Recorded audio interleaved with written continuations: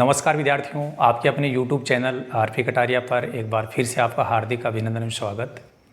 इस वीडियो में हम चर्चा करेंगे प्रश्नावली 1.3 के बारे में। और प्रश्नावली 1.3 के जो क्वेश्चंस है उससे पहले अपन जितने भी एग्जाम्पल्स हैं, उदाहरण हैं, पहले उनकी हम बात करेंगे। इस प्रश्नावली का जो मुख्य बिंदु है वो है अपरिमेयता सिद्ध करना। अपरिमेयता सिद्ध करना। अब अपरिमेयता सिद्ध करना मतलब क्या है कि अपने को क्वेश्चन में कोई ना कोई अपरिमेय संख्या उपलब्ध करवाई जाएगी और हमें ये सिद्ध करने के लिए बोला जाएगा कि ये जो अपरिमेय संख्या है सिद्ध कीजिए कि ये अपरिमेय है। कहने का मतलब किसी अपरिमेय संख्या को अपरिमेय सिद्ध करना है। ठीक है, तो ये हो गया अपरिमेयता सिद्ध करना। ये इस 1.3 की प्रश्नावली का मुख्य बिंदु होगा। और विद्यार्थियों में आपको बता दूं कि जितने भी ट्यूटर हैं, जितने भी टीचर्स हैं, सबका अलग अलग मेथड होता है, लेकिन मैं पूरा प्रयास करूंगा कि आपको एक ऐसा फॉर्मेट बना के दूंगा कि आपको केवल क्वांटिटी चेंज करने मात्र से ही सब के सब प्रश्न हल हो जाएंगे। कहने का मतलब एक पर्सन में मेहनत करने पर बाकी अन्य जितने भी उसी टाइप के जो पॉइंट्स हैं वो बहुत ही फास्ट आप कंप्लीट कर पाएंगे। तो चलिए देखते हैं अपन किस प्रकार से आपका एग्जाम्पल है। तो इस प्रश्नावली से पहले आपका एग्जाम्पल है 9, उदाहरण नंबर 9। पहले उसकी बात करते हैं। तो एग्जाम्पल नंबर 9 में है सिद्ध कीजिए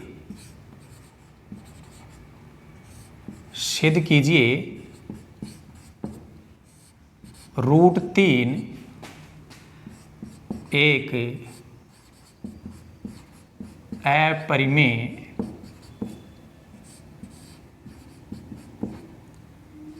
संख्या है। ये आपका क्वेश्चन बिल्कुल छोटा सा है कि सिद्ध करना है कि √3 एक अपरिमेय संख्या। हम जानते हैं, एक बात तो आप निश्चित कर लीजिए, अभी जैसे इस वीडियो से पहले 1.2 की प्रश्नावली के बारे में जहाँ बात हो रही थी वहाँ बात हुई थी कि जितनी भी अभाज्य संख्याएं हैं वो सब की सब अभाज्य संख्याओं के ऊपर यदि रूट लगा दिया जाए तो उनका रिजल्ट है वो पूर्णांक में प्राप्त नहीं होता है। ठीक है ना, पूरा का पूरा पूर्णांक हमें नहीं मिलता है। तो ये जितनी भी अभाज्य संख्याएं हैं उनके ऊपर रूट लगाने के बाद में जो संख्या बन जाती है वो सब की सब अपरिमेय है। तो आप जानते हैं 3 अभाज्य हैं और अभाज्य संख्या का वर्गमूल क्या होता है? अपरिमेय। अब हम इसको किस प्रकार सिद्ध करते हैं, देखिए। इसका सॉल्यूशन इस प्रकार से लिखेंगे हम। सबसे पहले ऐसे मानने की माना a/b एक परिमेय संख्या है।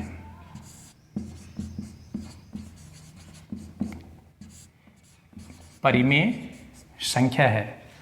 सभी विद्यार्थी इस बात को नोट करेंगे कि हम बात कर रहे हैं अपरिमेय सिद्ध करने की, लेकिन हमने यहाँ विपरीत लिखा है परिमेय, क्योंकि अपन कल्पना के आधार पर इसको हम सिद्ध करेंगे। ठीक है, तो एक बार अपन इसका जस्ट विपरीत मानते हैं कि एक परिमेय संख्या है जहाँ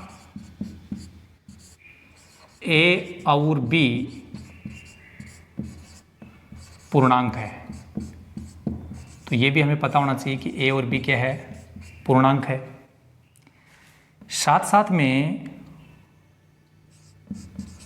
ये भी बताएंगे कि a और b जो है का एक के अतिरिक्त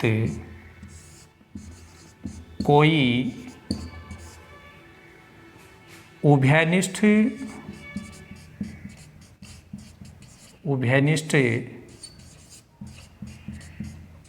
गुणनखंड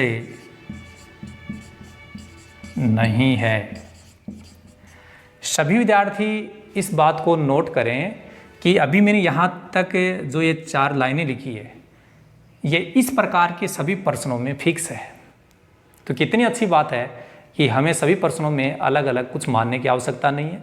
इस टाइप के सभी प्रश्नों में यही लाइन अपने को माननी है। तो एक बार याद करने से अपना काम चल जाएगा। एक बार याद कर लीजिए, सभी प्रश्नों में बार बार यही रिपीट करना है। माना a/b एक परिमेय संख्या है जहाँ a और b पूर्णांक है तथा a और b का एक के अतिरिक्त कोई उभयनिष्ठ गुणनखंड नहीं है। साथ साथ में ये भी ध्यान रखना है कि b नॉट इक्वल टू 0, कि यहाँ पर b का मान 0 भी नहीं होना चाहिए। ठीक है। इसके बाद में देखिए कि इतना काम तो अपने को हमने मान के किया है, माना है, तो इस प्रश्न से अपने को कोई खास मतलब नहीं था अभी तक तो। अब देखिए जिस संख्या के लिए ये अपरिमेय सिद्ध करवाना चाहता है उसके लिए भी क्या मानना है, उसके लिए भी हमें ये बोलना है, माना √3 एक परिमेय संख्या है, √3 एक परिमेय संख्या है। तो यहाँ पर ध्यान देना जरूरी है कि मैं परिमेय संख्या लिख रहा हूँ, अपरिमेय नहीं लिखना है। क्यों? यदि आप अपरिमेय पहले ही यहाँ मान लोगे तो फिर सिद्ध क्या करना है? अपरिमेय तो हमें सिद्ध करना है। हम विपरीत लेके चलेंगे, परिमेय संख्या ऐसा मानेंगे, कल्पना कर रहे हैं। अब हमारी कल्पना गलत हो जाएगी। मान लीजिए हमने कल्पना की परिमेय की और वो कल्पना हमारी गलत हो गई, तो 2 ही ऑप्शन है, जो परिमेय नहीं है वो क्या है? अपरिमेय है। ठीक है, तो हम उसको ऑटोमेटिक अपरिमेय बोल देंगे। तो √3 को भी हम क्या बोलेंगे? एक परिमेय संख्या है। और अब हम आगे बढ़ते हैं। जो आपने यहाँ a/b लिखा था, सबसे पहले यहाँ लिखेंगे आप a/b और इसके बराबर में लिखेंगे ये √3। यहाँ भाग में जो संख्या है वो इसके साथ गुणा हो जाएगी, जिसको बोलते हैं क्रॉस मल्टीप्लाई, वज्र गुणन। तो ये b जो है वो इसके साथ गुणा हो जाएगा। तो क्या स्थिति बनेगी? a बराबर √3 तो पहले से था ही, और ये b लिखा। क्या किया हमने? a/b लिखा और उसके आगे ये √3 कौन सा है? इस क्वेश्चन में दी गई क्वांटिटी, राशि, और बटे में जो संख्या दी गई थी उसको इधर मल्टीप्लाई कर दिया। ऐसा ही करना है। ये सिंपल संख्या, सिंपल मैं उसको बोल रहा हूँ जो सिंगल हो, न उसके गुणा में कुछ हो, न उसके भाग में हो, न उसके साथ कुछ जुड़ रहा हो, न कुछ घट रहा हो। ये संख्या न किसी के साथ जुड़ रही, न घट रही, न किसी के साथ गुणा हो रही, न किसी के साथ भाग हो रही है, तो इसको मैं बोल रहा हूँ सिंगल संख्या। तो आप सिंगल संख्या के लिए हम ऐसा काम करेंगे। ठीक है। अब हम ये जो रूट लगा हुआ है इसको हम हटाना चाहते हैं, और रूट को हटाने का तरीका क्या होगा? यहाँ एक लाइन लिखेंगे, दोनों पक्षों का वर्ग करने पर। अब दोनों पक्षों का वर्ग कैसे करें? देखो यहाँ की बात कर रहा हूँ, वर्ग का मतलब स्क्वायर लगाना है, तो a के ऊपर स्क्वायर लगा दो। ठीक है। और इस संख्या के ऊपर रूट लगा हुआ है, तो स्क्वायर हम देखो इसका भी करेंगे, इसका भी करेंगे, इसका भी करेंगे। इसका स्क्वायर का मतलब है 2 पावर लगा दी। जैसे ही इसका वर्ग करेंगे तो ये समझ लीजिए वर्ग जब हम कर रहे हैं तो इसका मतलब स्क्वायर लगा रहे हैं, वर्ग का मतलब स्क्वायर होता है। और जब इसके ऊपर स्क्वायर लगाएंगे तो ऐसे होगा, ये √3 के ऊपर स्क्वायर लगा दिया तो ये स्क्वायर होना इस रूट को हटा देता है। तो सीधा सा समझ लीजिए किसी संख्या के ऊपर रूट लगा हुआ है और हम स्क्वायर कर रहे हैं तो रूट और स्क्वायर दोनों हट जाएंगे और ये सीधा सीधा बन जाएगा 3। और ये b है तो b के ऊपर भी स्क्वायर लगाएंगे। इधर से स्टार्ट करेंगे हम। देखो ये जो b स्क्वायर के साथ 3 आ रहा है तो अपन इधर से स्टार्ट करेंगे। b स्क्वायर है, या इधर से भी शुरू कर सकते हैं, सॉरी यहाँ से शुरू कर दो, सिंपल भाषा बन जाएगी। a स्क्वायर लिख दिया। इसके आगे यहाँ संख्या कितनी लिखी हुई? b स्क्वायर के अलावा 3 से भाज्य है। अब a स्क्वायर 3 से भाज्य है तो हम ऐसे भी बोलेंगे, अतः a भी 3 से भाज्य होगा। ये लाइन मैं एक बार अंडरलाइन कर देता हूँ, ये अपने निष्कर्ष पर पहुँचने के लिए महत्वपूर्ण लाइन है, इसलिए ये बात हम बाद में करेंगे। और अब देखो इतना करने के बाद में क्या करना है, लास्ट लाइन पे आप गौर करेंगे कि ए भी 3 से भाज्य होगा, इसके आगे क्या लिखना है वो आप देखेंगे। एक बार आगे बढ़ते जाएं अपन।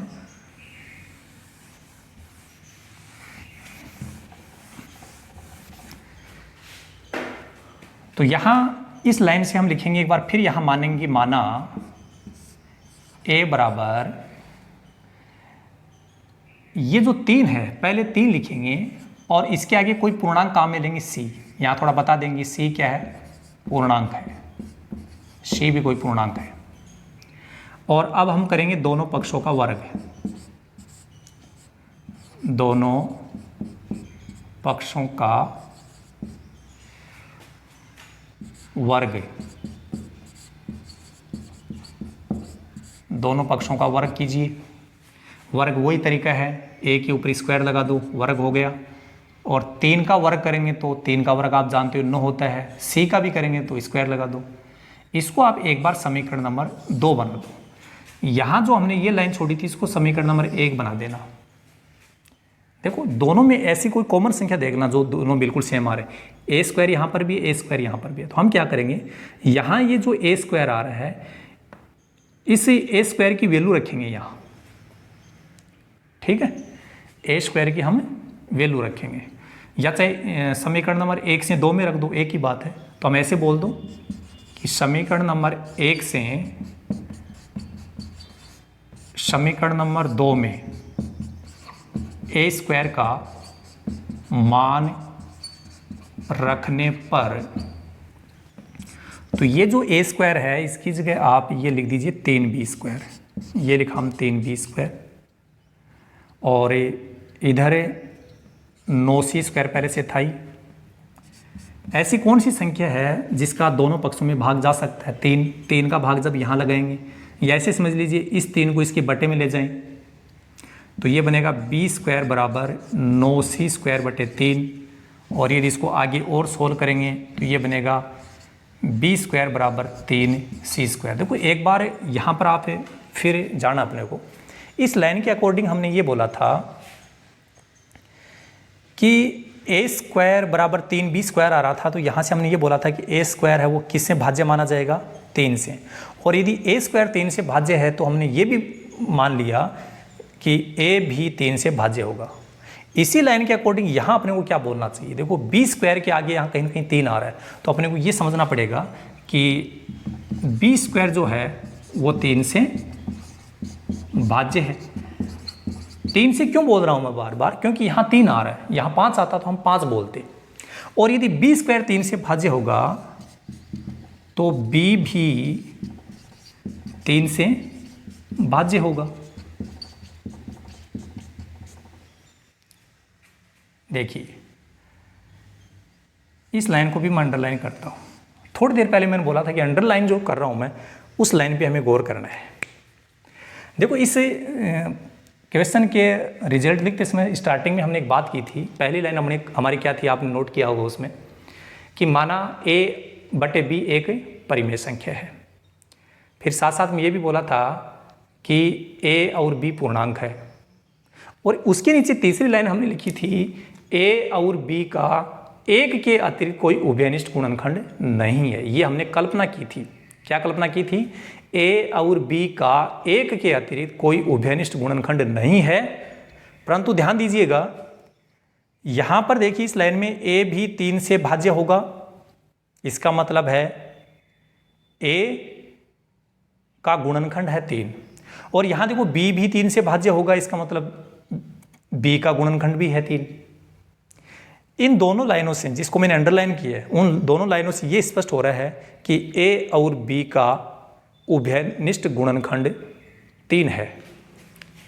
समझ में आई बात, a और b का उभयनिष्ठ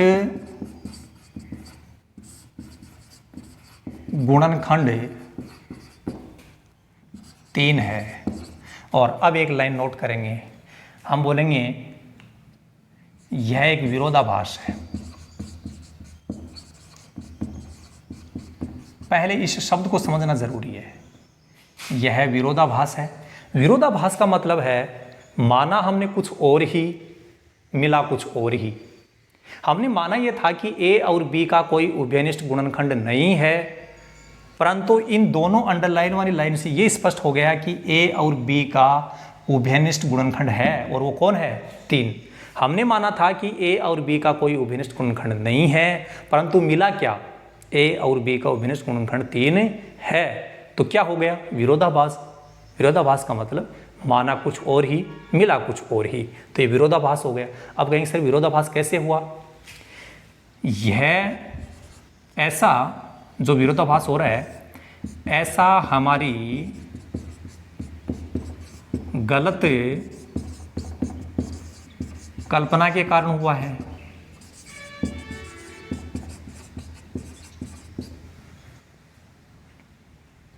ये हमारी गलत कल्पना के कारण हुआ है। अब देखो, हमने जो जो कल्पनाएं की थी वो सब की सब क्या हो गई? गलत साबित हो गई। हमने कल्पना की थी कि √3 भी एक परिमेय है, ए और बी का उभयनिष्ठ गुणनखंड एक के अतिरिक्त है ही नहीं, ये ऐसी कल्पनाएं की थी। सब की सब कल्पनाएं हमारी गलत साबित हो गई।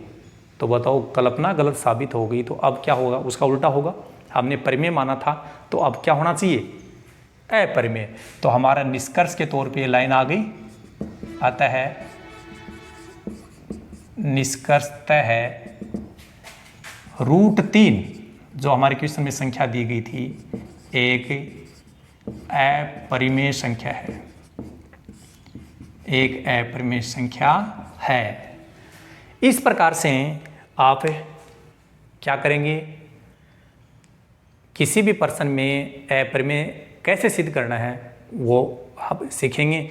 और आपने देखा कि इस प्रश्न को हमने किस प्रकार से कंप्लीट किया।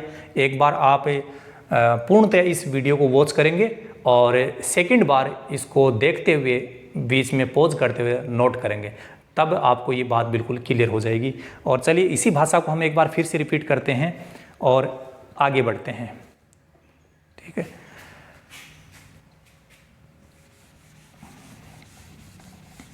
तो ये सिंगल संख्या के लिए था। सिंगल संख्या में किसको बोल रहा हूं?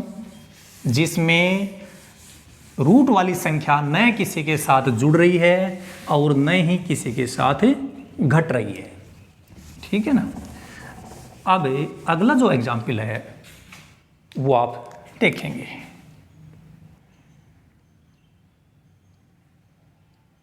आपका जो एग्जाम्पल नंबर 9 हमने देखा, इसके बाद में 10। सिद्ध कीजिए, सिद्ध कीजिए कि 5 - √3 एक अपरिमेय संख्या है।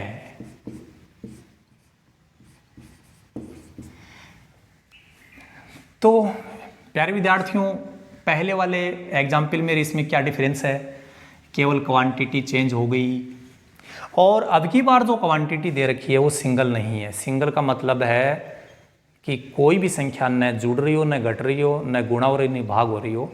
लेकिन यहाँ √3 के साथ में ये जो 5 आ रहा है ये आपस में घट रहे हैं। इसका मतलब थोड़ी सी क्वांटिटी है उसका पैटर्न चेंज कर दिया। लेकिन आपको घबराने की आवश्यकता नहीं है, अपनी पूरी की पूरी भाषा वही होगी।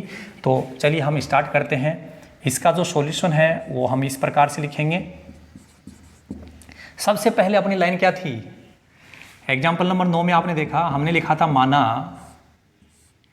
A/B एक परिमेय संख्या है। परिमेय संख्या है जहां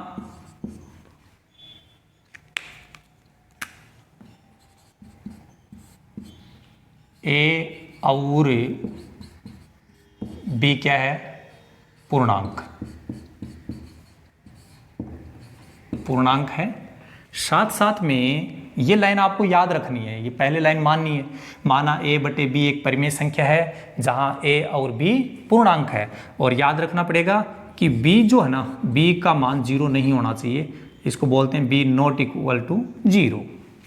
b is not equal to 0 कहने का मतलब b का मान 0 नहीं है। फिर हमने एक लाइन नीचे और लिखी थी, a और b का एक के अतिरिक्त, वही लाइनें लिख रहा हूँ मैं, फॉर्मेट चेंज नहीं कर रहा हूँ। और इस क्वेश्चन की स्टार्टिंग में मैंने यही बात की थी कि मैं आपको एक ऐसा फॉर्मेट बना के दूंगा कि आप लोग किसी भी पर्सन को गलत नहीं करोगे। सेम फॉर्मेट है, केवल क्वांटिटी उसमें चेंज करते जाओ। एक के अतिरिक्त कोई उभयनिष्ठ गुणनखंड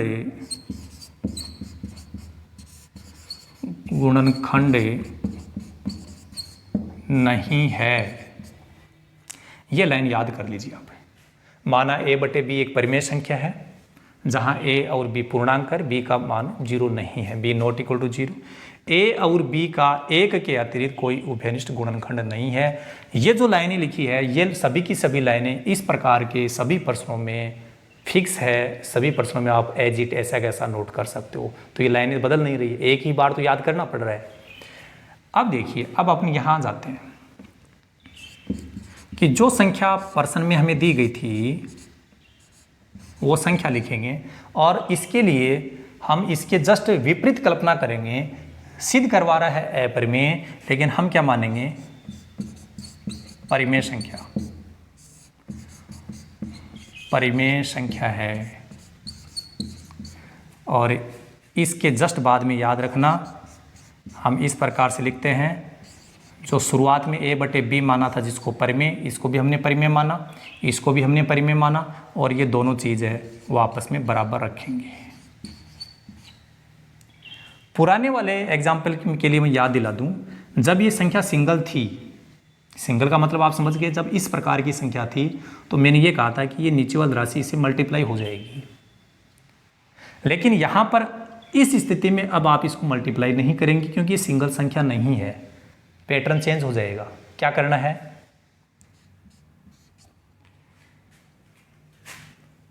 ये जो रूट वाली राशि है इसको अपने को बिल्कुल अलग करना है। अलग का मतलब है वो इसके साथ नहीं हो। तो अपन ऐसा करते हैं, इस √3 को इधर लेके आ जाते हैं पक्षांतरण करके। तो ये √3 है, इधर माइनस का था तो ये हो गया प्लस का। इधर कौन बच गया, 5। अब ये जो a/b इधर था इसको हम उधर भेज देते हैं, क्योंकि हम क्या चाहते हैं, हम ये चाहते हैं कि रूट वाली संख्या वो सिंगल संख्या बन जाए। रूट वाली संख्या को हम क्या बनाना चाहते हैं, सिंगल, और उसका केवल एक ही समाधान है, पक्षांतरण करना। तो √3 के अलावा यहाँ जो संख्या है वो दूसरी तरफ से आएगी। मैंने इसको क्यों लेके आया मैं इधर, क्योंकि ये माइनस का था, मैं इधर लेके आने में प्लस हो जाए इसलिए। और अब इस a/b को डायरेक्ट इधर ले जाओ। देखना, a/b को हम परिमेय मान चुके हैं, ठीक है। a/b को परिमेय में यदि आपने मान लिया तो 5 जो संख्या है वो भी अपने आप में पूर्णांक है। आपको याद दिला दूं, a भी, b भी और 5, थोड़ा सा यहाँ ब्रैकेट में लिख देता हूँ, a, b और 5, ये सब क्या है, पूर्णांक है, ठीक है। और यदि ये सब के सब पूर्णांक है तो पूर्णांकों से बनी हुई संख्या हमेशा क्या होती है, परिमेय। तो हम बोल सकते हैं, अतः थोड़ा सा यूँ बोल सकते हैं कि चूँकि का मतलब हम जानते हैं कि इस लाइन के अकॉर्डिंग हम समझ गए कि ये सब के सब क्या है, पूर्णांक है। और याद रखो, पूर्णांकों से बनी हुई संख्या है वो हमेशा क्या होगी, परिमेय। तो ये क्या मान ली जाएगी, परिमेय। तो ये परिमेय हो गई, एक परिमेय संख्या है। क्या है भाई, परिमेय संख्या। अब एक बात और ध्यान देंगे कि ये जो दोनों संख्याएं बराबर में लिखी हुई है, इसके लिए आपको क्या ध्यान रखना है, यदि आप ये जान चुके हैं कि ये परिमेय है तो आपको इसको भी क्या बोलना पड़ेगा, परिमेय। समझ रहे हैं कुछ? यदि आप ये जान चुके हैं कि ये परिमेय है, ये कैसे जाना, अभी तो बताया मैंने कि a, b और 5 क्या है, पूर्णांक है। और जब a, b और 5 पूर्णांक है तो पूर्णांकों से बनी हुई मिश्रित जो संख्या है वो क्या बनेगी, परिमेय संख्या। और इसको हमने निश्चित कर दिया कि ये परिमेय है, तो आपको इस √3 को भी क्या बोलना पड़ेगा, परिमेय है, तो हम बोलेंगे अतः √3 भी एक परिमेय संख्या है। √3 भी एक परिमेय संख्या है। अब देखो एक बात और बताऊँ आपको, अभी जस्ट इस एग्जाम्पल से पहले हम ये जान चुके हैं कि √3 परिमेय तो नहीं है, क्या थी? अपरिमेय। आप एग्जाम्पल नंबर 9 देखिए, सिद्ध करने वाले प्रश्न में होता क्या है कि जो बात बोली जाती है वो 100% के साथ 101% करेक्ट बात होती है, वो तो सिद्ध है ही, वो तो उस प्रोसेस से गुजरना था हमें। तो देखिए यहाँ तो हमें क्या मिला, √3 एक परिमेय संख्या है, परंतु हम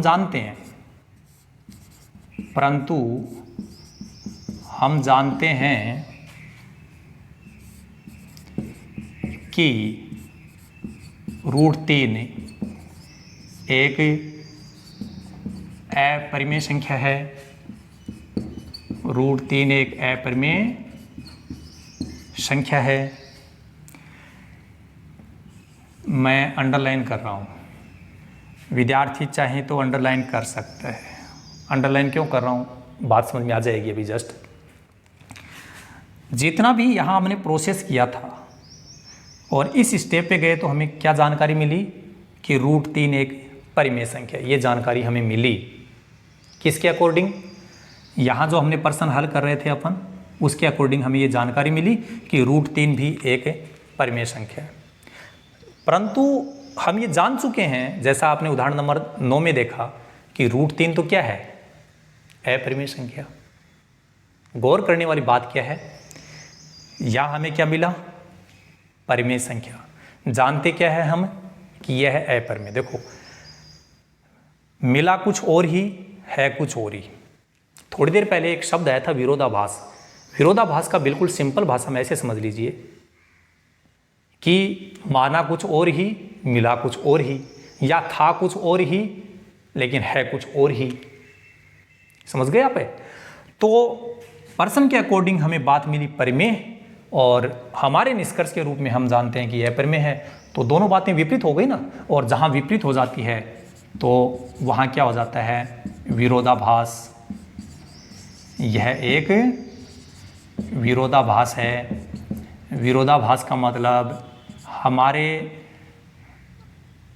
मानी गई राशि और यहाँ रिजल्ट के रूप में जो राशि आ रही है वो अलग अलग बात आ रही है, विरोधाभास है।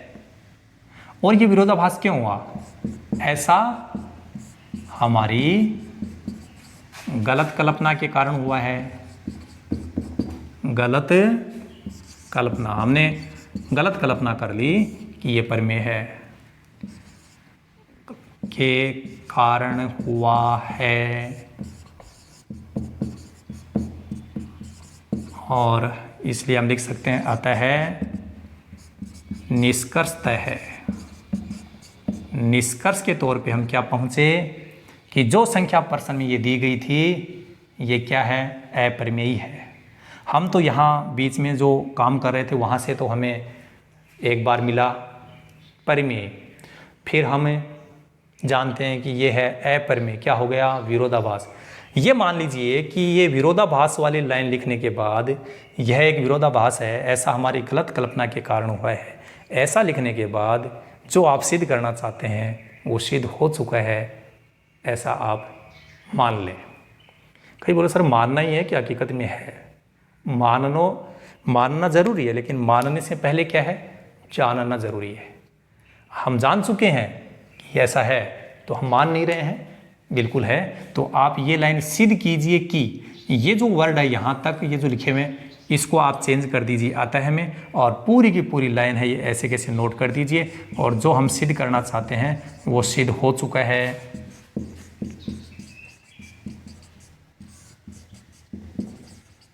ठीक है। अब 1 मिनट के लिए मैं आपको बता दूं, उदाहरण नंबर 9 में संख्या सिंगल थी, यहाँ कुछ अलग हो गया। और आने वाले प्रश्नों में हो सकता है कि अलग डिफरेंट संख्या मिल जाए, परंतु एक बात बता दीजिए कि शुरुआत में जो 4-5 लाइनें हमने मानी थी वो कभी भी किसी भी प्रश्न में चेंज नहीं होंगी, उनको याद कर दीजिए। एक बार मैं रिपीट कर देता हूँ। पहली लाइन में हमने लिखा था माना a/b एक परिमेय संख्या है जहाँ a और b पूर्णांक है और b नॉट इक्वल टू 0। इसके जस्ट बाद में हमने एक लाइन मानी थी कि a और b का एक के अतिरिक्त कोई उभयनिष्ठ गुणनखंड नहीं है। यहाँ तक कि जो लाइनें मैंने बोली है, बाकी दोनों एग्जाम्पल में हमने बात की है, वो लाइनें प्रत्येक प्रश्न में, इस टाइप के प्रश्न में लिखी जाएंगी, उसको आप बिल्कुल कंठस्थ कर लें।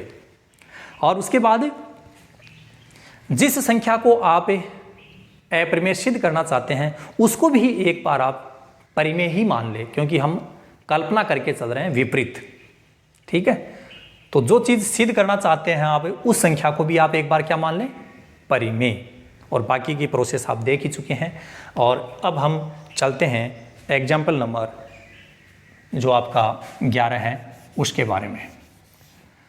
तो देखिए एग्जाम्पल नंबर जो 11 है उसमें संख्या आप देखेंगे कि कैसी संख्या आ रही है और उसके लिए हमें क्या करना चाहिए, क्या कुछ परिवर्तन होगा क्या, या ठीक वैसे ही काम होगा। बिल्कुल वैसे ही काम होगा, कुछ थोड़ा बहुत परिवर्तन होगा, तो थोड़ा बहुत तो परिवर्तन होना ही था क्योंकि एग्जाम्पल भी तो अलग है ना। तो आपका ये जो एग्जाम्पल नंबर जो 11 है इसमें हमें संख्या दी गई है कि 3√2। देखो ये सिद्ध कीजिए लिखें, चाहे यहाँ पर आप ऐसे लिखें, दर्शाइए कि एक ही बात है ना। इससे कोई विद्यार्थी कन्फ्यूज नहीं हो गई कि सर ने तो सिद्ध कीजिए कि ऐसा लिख दिया। दर्शाइए कि, दिखाइए कि, प्रदर्शित कीजिए कि, सत्यापित कीजिए कि, सिद्ध कीजिए कि, सब बातें एक ही है। सिद्ध कीजिए, सत्यापित कीजिए, दिखाइए, प्रदर्शित कीजिए, दर्शाइए, सब की सब बातें एक ही है। ठीक है, इसके लिए अपने को संख्या दी गई है कि दर्शाइए कि 3√2 एक अपरिमेय संख्या है। देखो आपको जानकारी के लिए बता दूं, सबसे पहले हमने बात की थी √3 के बारे में, वो बिल्कुल सिंगल संख्या थी। फिर अगले एग्जाम्पल में हमने बात की थी 5 - √3 में, तो ये एक मिश्रित संख्या हो गई, तो इसके लिए थोड़ा सा परिवर्तन हुआ था यहाँ, उसको आप थोड़ा सा अच्छे ढंग से समझेंगे। और अब यहाँ पर ये जो संख्या आ रही है ये इनसे भी अलग है, क्योंकि यहाँ सिंगल थी, यहाँ ये संख्या इसके साथ घट गई थी, यहाँ रूट वाली संख्या यहाँ गुणा में आ रही है, कभी भाग में आएगी। तो सब के लिए मैं अलग अलग आपको बता रहा हूँ। चलिए पहली लाइन क्या थी अपनी, माना a/b एक परिमेय संख्या है, a/b एक परिमेय संख्या है। इसके बाद में हम लिख रहे थे जहां a और b पूर्णांक है और b not equal to 0, b का मान 0 नहीं है। विद्यार्थियों याद आ रहा होगा आपको कि अभी जस्ट जो एग्जाम्पल 2 किए थे उनमें भी हमने यही लाइनें लिखी थी, अभी भी हम यही लाइनें लिख रहे हैं। और इस टाइप का कोई भी क्वेश्चन आएगा उसमें हम इस प्रकार की लाइनें लिखेंगे, तो बार बार हम रिपीट कर रहे हैं तो याद वैसे ही हो गया होगा आपको। इसके बाद में हम लिख रहे थे तथा a और b का कोई एक के अतिरिक्त, एक के अतिरिक्त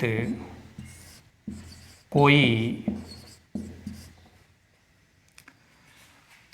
उभयनिष्ठ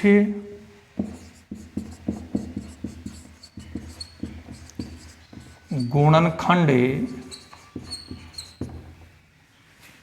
नहीं है, ये भी हमने मान लिया। ये लाइनें अपने को माननी है, सभी में फिक्स है। अब एक बात और ध्यान रखनी है कि जिस संख्या को हम सिद्ध करना चाहते हैं अपरिमेय, वो संख्या यहाँ लिखेंगे और उसको अपन विपरीत मानेंगे। जैसा यहाँ सिद्ध करवा रहा है उसे जस्ट विपरीत अपरिमेय सिद्ध करवा रहा है, तो हम इसको क्या मानेंगे, परिमेय संख्या है, ऐसा हम मानेंगे। ये एक फिक्स फॉर्मेट हो गया, यहाँ तक का काम नॉन स्टॉप आप कर सकते हैं। और अब आगे देखिए किस प्रकार से बढ़ते हैं। सबसे पहले a/b लिखेंगे, फिर इसके बराबर में ये संख्या लिखेंगे जो हमें सिद्ध करनी है वो संख्या। एक बार थोड़ी देर के लिए मैं बता दूं, एग्जाम्पल नंबर 9 में सिंगल संख्या थी। सिंगल संख्या के लिए हमने काम क्या किया था आपको याद आ गया। यहाँ पर ये सिंगल संख्या नहीं थी, लेकिन जैसे देखो आपको याद आ रहा है a/b बराबर, जैसे इसको हमने 5 - √3 लिखा था, इसको हमने सिंगल बना लिया था। किस टाइप से? पक्षांतरण करके। √3 का इधर ट्रांसफर किया था एग्जाम्पल नंबर 10 में, और a/b को उधर भेज दिया था। तो आपने क्या देखा कि वहाँ पर ये जो √3 आ रहा है और इधर हो गया था 5 - a/b, तो √3 को क्या बना लिया था हमने? सिंगल। ये समझ लीजिए कि हमारा प्रयास क्या है, रूट वाली संख्या सिंगल होनी चाहिए, और नहीं है तो हम उसको सिंगल बनाएंगे। यहाँ सिंगल थी, बनाने की आवश्यकता नहीं थी, हमारा काम चलता रहा। यहाँ सिंगल नहीं थी, सिंगल हमने बनाया। यहाँ पर संख्या सिंगल नहीं है, इसको सिंगल बनाएंगे। तो हम क्या चाहते हैं कि जिस संख्या के ऊपर रूट लगा हुआ है केवल और केवल वो सबसे अलग ही होनी चाहिए। उसके साथ में दाएं बाएं कोई संख्या आ रही है तो उसको अपने को दूसरी साइड में एडजस्ट करना पड़ेगा। थोड़ा सा समझिए, यहाँ ये जो 3 आ रहा है ये इसके साथ गुणा है, इतना तो समझ गए। और गुणा में यहाँ संख्या आती है उसको आप इसके साथ में लिख सकते हैं, और यहाँ कोई संख्या आती है उसको आप यहाँ लिख सकते हैं। आपको मैं उदाहरण के तौर पे बताऊँ, जैसे कहीं पे x/2 आ रहा है और कहीं 5/3 आ रहा है मान लीजिए। तो देखिए जैसे अपन मल्टीप्लाई करते हैं, इसको सोल्व करते हैं, तो क्या स्थिति बनती है? पहले ऐसे मल्टीप्लाई करते हैं 3x, फिर बराबर, फिर इनको मल्टीप्लाई करते हैं 10। समझ गए बात? ऐसा क्यों हुआ? क्योंकि ये दोनों संख्याएं आपस में क्रॉस मल्टीप्लाई हो रही है। अब देखो, चाहे 2 × 5 करो चाहे 5 × 2 करो, कोई फर्क तो पड़ेगा नहीं। समझ गए ना बात है? अब 2 × 5 है वो भी 10 है, 5 × 2 है वो भी 10 है। तो ऐसे समझिए, यहाँ पर ये जो गुणा में संख्या आ रही थी उसको वहाँ से हटाना है। अब ऊपर गुणा में आ रही है तो उसको इसमें भाग में लगा दो, और भाग में है तो इधर गुणा में लगा दो। उदाहरण नंबर 9 में हमने क्या किया था कि ये जो b है इसको हमने हटाया था, उसकी प्रोसेस थोड़ी अलग थी। ये भाग में था तो हमने इसको यहाँ गुणा में लगाया था। और यदि अब कोई चीज़ गुणा में होती है और उसको तुम हटाना चाहते हो, भाग में लगा दो। अब एक बात बताऊँ, आपको याद आ गया होगा कि a, b और ये जो 3 है ये सब के सब क्या है? पूर्णांक है। और ये बात निश्चित कर लें, पूर्णांकों से बनी हुई संख्या हमेशा क्या होती है? परिमेय। तो आपकी ये जो संख्या है इसको हमें क्या बताना पड़ेगा कि ये संख्या कैसी है? परिमेय संख्या है। तो बाकी ये लाइनें तो हम लोग समझ ही चुके हैं, इसको अपन थोड़ा मिटा देते हैं और आगे बढ़ते हैं। देखिए, मैं अभी बात ये कर रहा था कि a, b और 3 ये सब के सब क्या पूर्णांक है। तो ये जो a/3 भी बना हुआ है ये किससे बना हुआ है? इन्हीं पूर्णांकों से बना हुआ है। पूर्णांकों से बनी हुई संख्या हमेशा परिमेय होती है, चाहे वो भाग के रूप में लिखी गई हो, चाहे वो योग के रूप में, चाहे वो अंतर के रूप में, चाहे वो गुणा के रूप में, किसी भी रूप में क्यों ना हो, परिमेय है। इसको आपको परिमेय बताना पड़ेगा। तो यहाँ लिखेंगे कि चूंकि a/3b एक परिमेय संख्या है, परिमेय संख्या है, और यदि आपने इसको परिमेय निश्चित कर दिया तो आपको इसको भी क्या बोलना पड़ेगा? परिमेय। अतः √2 भी एक परिमेय संख्या है। परंतु हम जानते हैं, कई विद्यार्थी सोच रहे हैं कि हम तो कुछ नहीं जानते हैं। बिल्कुल जानते हैं, आपसे महान कौन हो सकता है। हम जानते हैं, क्या जानते हैं कि 2 अभाज्य संख्या है। मैंने बता दिया था स्टार्टिंग में कि कोई भी अभाज्य संख्या है उसके ऊपर यदि रूट का चिन्ह लगा हुआ है तो उसको आप निश्चित कर लें, वो एक अपरिमेय संख्या है। कौन सी संख्या? अभाज्य संख्या के ऊपर रूट। अभाज्य में क्या आ रहा है? पहले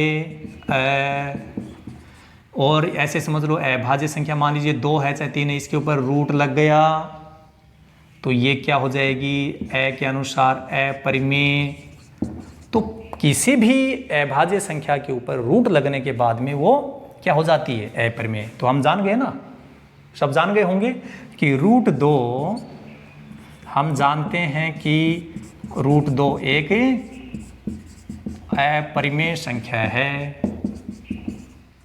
अपरिमेय संख्या है। कुछ मैं थोड़ा अंडरलाइन कर रहा हूँ आपको समझाने के लिए।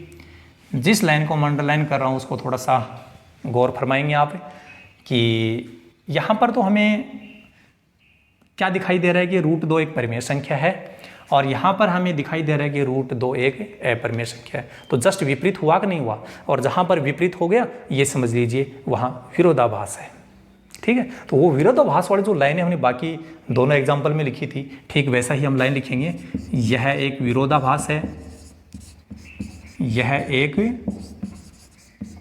विरोधाभास है। और विरोधाभास क्यों है? ऐसा हमारी गलत कल्पना के कारण हुआ है। और अब हम पहुंच गए अंतिम निष्कर्ष पे। तो अब हम क्या बोल सकते हैं? अतः